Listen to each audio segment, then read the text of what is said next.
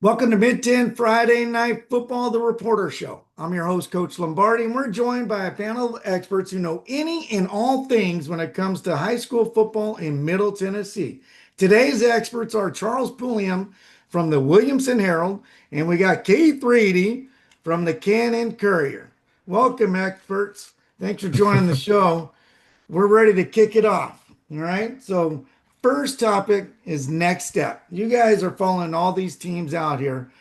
We'll start with you, Charles. What is a team that you think is ready to kind of take that next step? Maybe not make it all the way to Chattanooga, but they're ready to kind of make a run.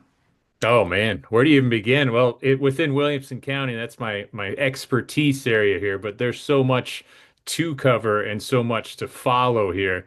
I would say actually kind of a unique dark horse would be in Class 3A. Let's go there. All right. Fairview High School, longtime coach Chris Hughes. Class 3A obviously looks a little different here. Alcoa up, Pearl Cone's out of there, East Nashville's out of there. Mm. So they actually have an opportunity. Their quarterback, Jax McCoy, he's healthy. There's an opportunity there, but obviously I go right into the contender status there. Page has been there, obviously, in 5A 4 straight years. Ravenwood made it to the semis last year. They still got their two quarterbacks back, Femi I know. Yeah. Babaloa Yeah. and Maverick Chance. So there's a lot to be done, and that's just on the public side right there. But I actually kind of like the old Fairview boys as a dark horse to maybe make some noise here. And this is a program that's never made it beyond the quarterfinals too. So you Well, never know. They might have that an opportunity. that's what you would call a dark horse. That's a true dark horse. All right, Mr. Reedy, what do you got? I'm going in Rutherford County. I'm looking actually at two programs, Riverdale being one.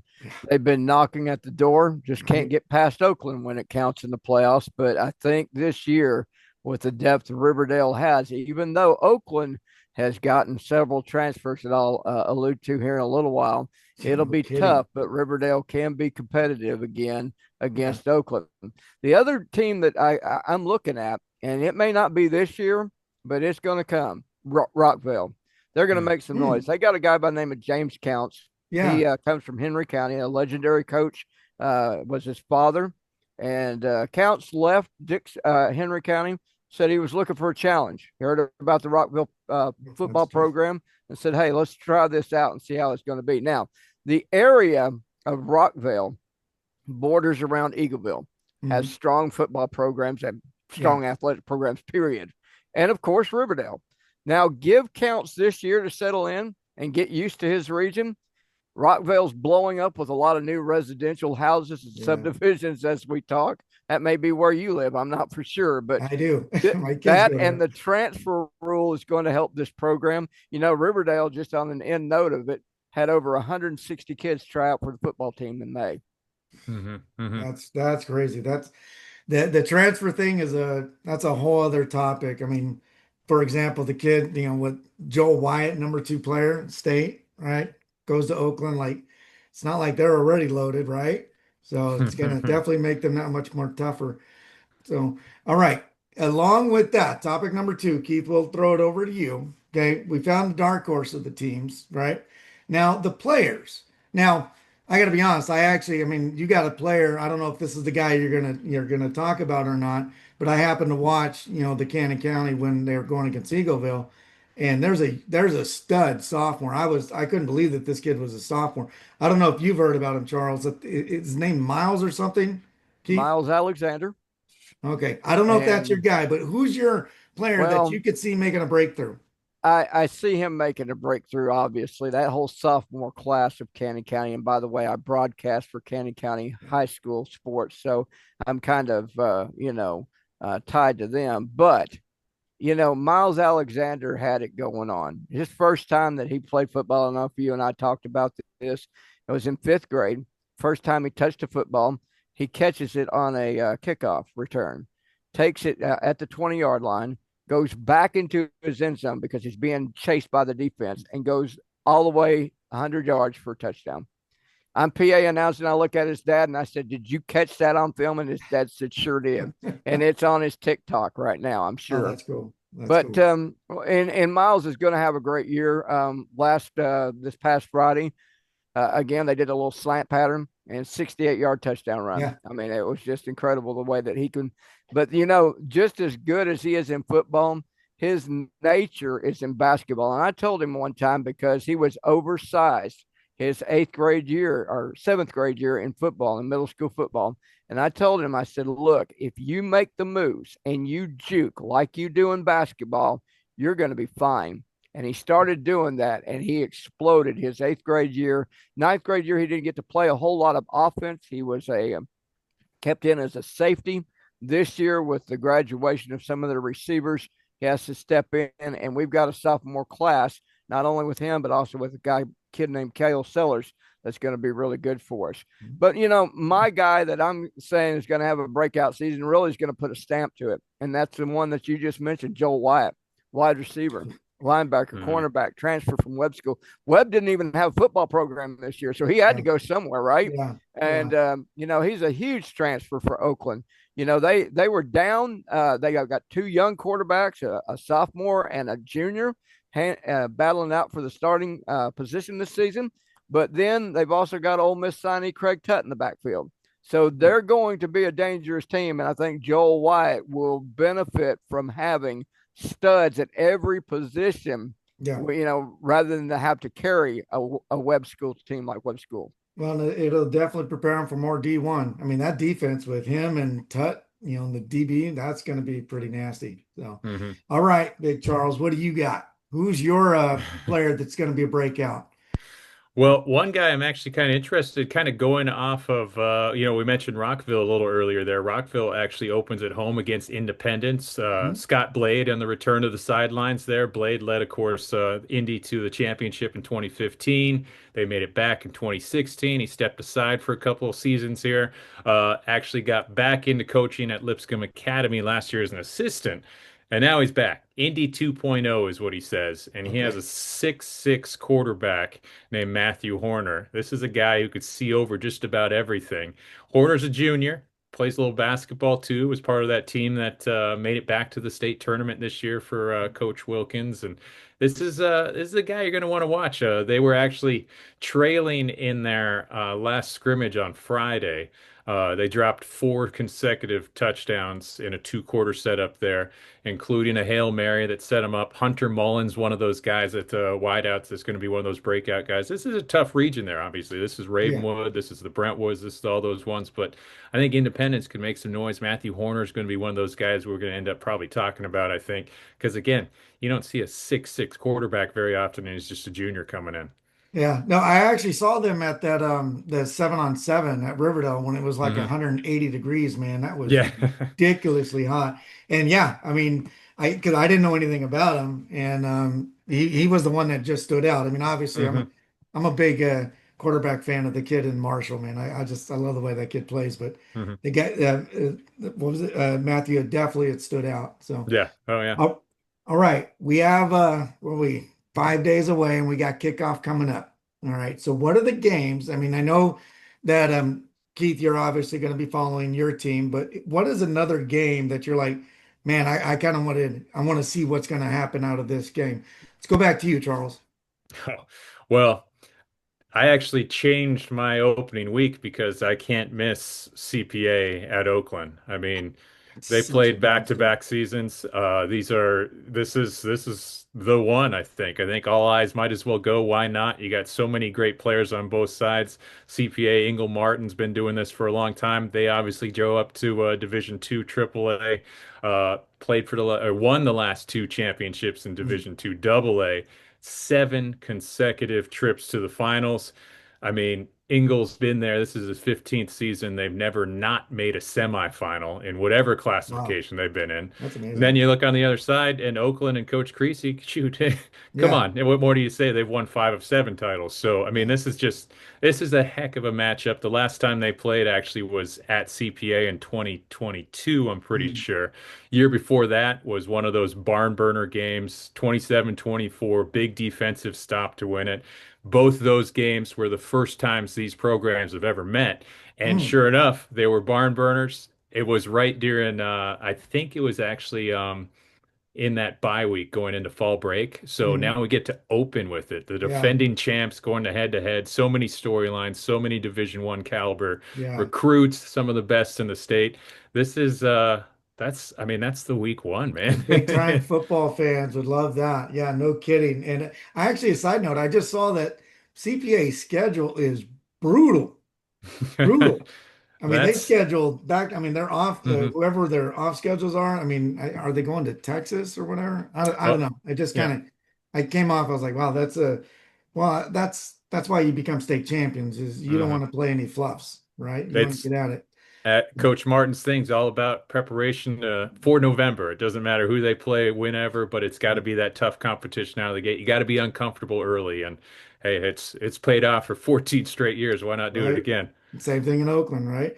All Yep. right, Mr. Reedy, what do you got? What's the game All that, I right, mean, Anthony. aside from your Cannon boys? Yeah, I am going to speak for Cannon because I am partial, but I think that Cannon Monterey game will be a game to watch just simply because we have we have just been overwhelmed by Monterey the last 4 years that we've faced them, and we're 0 and 4 now. So this would be the time to turn against Monterey and get a win. I think we could do that on Friday. But of course, I would say other than Oakland and CPA, which is a great matchup, but how about Maryville and Alcoa? That's Mm. a traditional week number one matchup. That's the Giants, and they get after each other. That's the only time they get to meet each other. Alcoa and Maryville just amazing series, and every year you can count on it a week number one matchup between those two. Now, I think another one would be Gordonsville, who moves up to 2A football this year. They're playing powerhouse Coalfield, and they're going to Coalfield. This Gordonsville team, they took a challenge on. They said, okay, well, we can move up to this 2A division, and they're in the region with Cannon. They're in the region with Smith. That Smith County Gordonsville game this year is going to be a little bit more mustard on that one for meaning in the region standings. But I think Gordonsville has a chance against Coalfield. And I think that's going to be a great game to watch. My other game that I'm going to throw out at you is between two teams that struggle. How about Grundy County versus Red Boiling Springs? And that game is at Red Boiling Springs. These two teams, these two football programs struggle year after year after year. And, it may be a very low scoring outfit, but it's at Red Boiling Springs. So we'll see what happens. Well, let's go right into the next topic. And I think I want to hit it to you because you may already have hinted on it. You have an upset alert? Is there an underdog team that you could see could put a team that maybe they underestimated and the underdog can come out? You talking to me? Yeah, yeah, let's go with Okay. you because I kind of get a sense you were already hinting on something. One of the teams that, and I have not mentioned these two particular schools at all. Um, Warren County is playing at home against DeKalb County this coming Friday night. Now, I don't know if you all have followed Warren County High School football. They've not been very good at all. It's a program that struggled. They dropped this year. They were a 6A program, by the way, and they had to drop this year to being independent this season, which means that they don't qualify for the playoffs. Hmm. Now, they've got a new coach. Name's Eric Ballou. And when Eric came on board, the first thing he noted was, I don't like the attitude of this program. I don't like the way these students talk. So I'm going to demand respect, not only out of my players toward me, but I'm demanding respect from each other, to Mhm. their teammates, to the kids in school, their classmates, and also to the community. Warren County's had some behavioral problems towards the community in recent years. Siegel comes to mind, a game with them that there was a poster that was out there that shouldn't have been out there. These kids drew that up. Ballou says this is no nonsense. We're going to take this and we're going to build this program from week number one, from day number one, brick by brick. Now, DeKalb County, they've had some success. Their big game that they're hoping for is to play, that they want to get into play, will be Macon County, who won the state championship last year. So I think just just because, and I'm going out on a very big limb here, I think because it's at home, Warren County defeats DeKalb County, and that'll be a huge upset in week number one that nobody saw coming. Yeah, that'll We'll be a see. great way to start the season, especially with rebuilding. That's a great start. All right, Mr. Pulliam, what do we got? Oh man, upsets. I'm still thinking of all those great first round game, our first week Yeah, games here. right. Pearl Cone at NBA, Beach at Green Hill. I love I'm watching, paying close attention to my Ravenwood boys going all the way to Madison Ridgeland and Mississippi. That's a team that played in the state semifinals there, a big program. So you got out of state matchups there. I mean, an actual upset.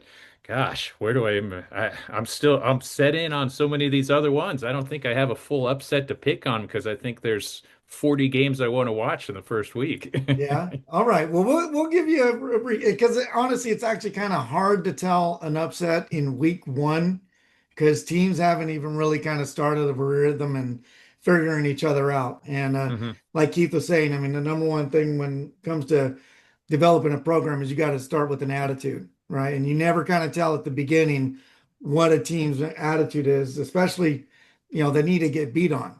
And then once hmm a team kind of faces that adversity, that's when you kind of maybe see a team that is underrated to see if they can really coalesce and move ahead. But we'll see. So I'll let you off the hook on that one. Thanks. But here we go with the pros picks. All right, this is when I put you guys on the give you three games. I already gave them to you, so you got to do your research and homework. I'm going to track these throughout the season, and the winner gets a fake trip to Tahiti. All right, or a hot fudge sundae for McDonald's. We'll do it that way. So we'll kick it off with you, Charles, and you just mentioned one, Beach at Green Hill. So what is the score? Well, who's the winner and what's the score?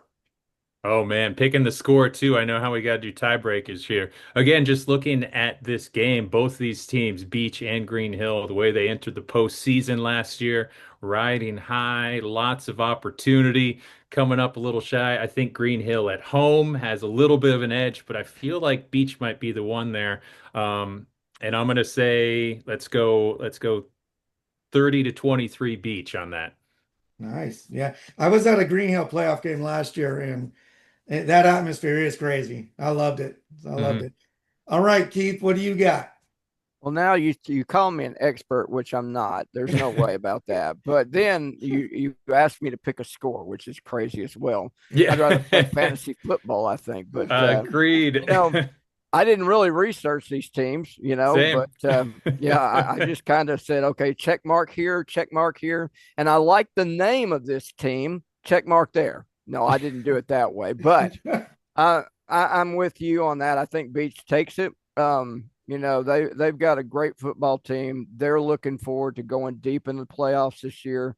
They've got it. Their big game is not going to be Green Hill. Their big Mhm. game will be Upperman. That's a non-region game, and those two teams when they collide, watch out. Because they got after each other last year. Like I said, Beach wins it. I'll go 21-17. How about that? All right. Okay. All right. Maybe Okay. we could hold up on the scores, but yeah. Yeah. Okay, yeah, Well, let's do that's that. All right. that All that right. Green Next Hill team, one. man. Keith, you get this one to start. Pearl Cone at Montgomery Bell. That should be Two another monster game. two legendary football programs, no doubt. And I don't have a reason for it, but I am picking Montgomery Bell Academy for this particular Okay. one. What do you got on that one, Charles? I actually was siding with NBA too, a little bit on the home side just because, but I think longtime assistant there, Chris Chauvin, taking over the program. I think he debuts with that W, even though it's a really tough Pearl team. Man, again, Pearl coming through what they're getting to do and who they face out of the gate. I mean, NBA at CPA, at BGA, at Yeah. Oakland. It doesn't matter who they play now. Well, it matters, but their experience when we are start talking end of October into November, this is going to be one tested team. But I think they open a little slow at NBA. Okay. All right. Um, Last one. All right. You can continue on this one, Charles. Page and they go on the road to Giles County, and but they're in your backyard, and I mean, man, Page has been there 4 years in a row, and it's like this isn't an easy game to start out. So it's Mhm. like, I kind of wondering how they're going to go out the gate. So what do you say on that one? Page versus at Giles County. Well, I was just chatting with those Page guys, and I was just at one of their practices here recently. This is a team that's as reloaded and as focused as ever. I think on one of my shows, I actually likened them to the Buffalo Bills that made it to 4 Super Bowls in a row. Well, this team is even more ready to get back to that Mm, stage. I think they open strong. Their offensive line is as tough as ever. yeah, Jordan Curls there, yeah, Jake Rathbone. They got Sloan Bass, the transfer that came in. They're going to have likely a Webb running back there too, but Isaac Odie at running back's just a sophomore. He put on 25 pounds of muscle in the offseason. yeah. This is a team that's loaded. They got 2 quarterbacks now, Drew Rempel,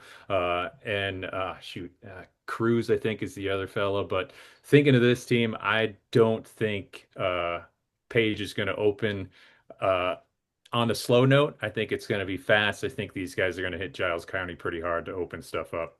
All right. Keith, what say you on that one?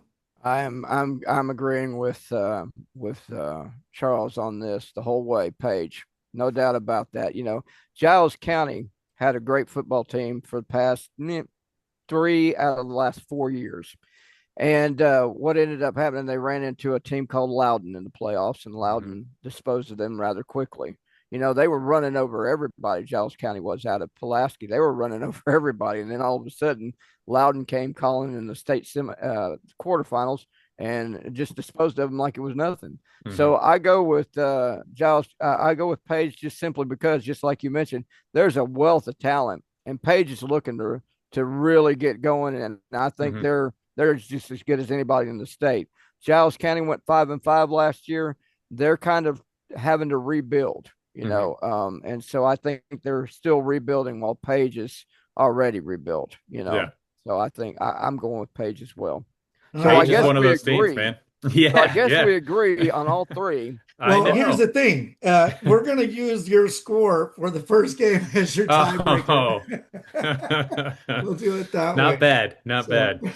Hmm. all right. Well, that's a wrap. And I want to thank you guys for being the experts and trying this out.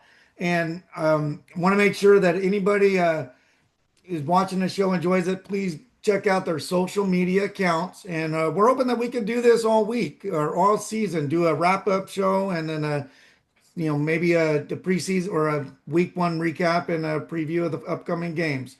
So if you like our show, please subscribe and we'll get all the latest shows that we post. So this is Coach Lombardi. Always remember faith, family, football.